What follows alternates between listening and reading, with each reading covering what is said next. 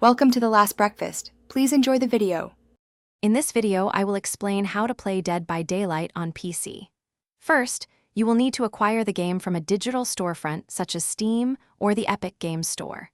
After downloading, ensure your computer meets the minimum system requirements for optimal performance. Once installed, launch the game and complete the introductory tutorial. This will guide you through the fundamental controls and objectives, setting a solid foundation for your journey into the fog. It's a crucial first step. Dead by Daylight offers two distinct roles, survivor and killer. As a survivor, your primary objective is to repair 5 generators scattered across the map and then escape through one of the 2 exit gates.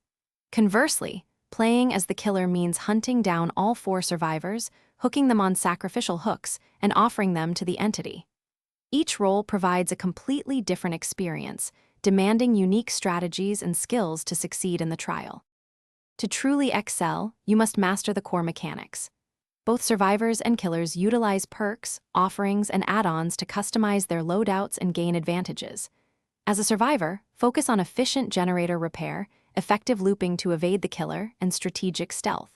For killers, honing your tracking skills, precise basic attacks, and understanding your unique power are essential for securing sacrifices. Practice is key to improving your gameplay.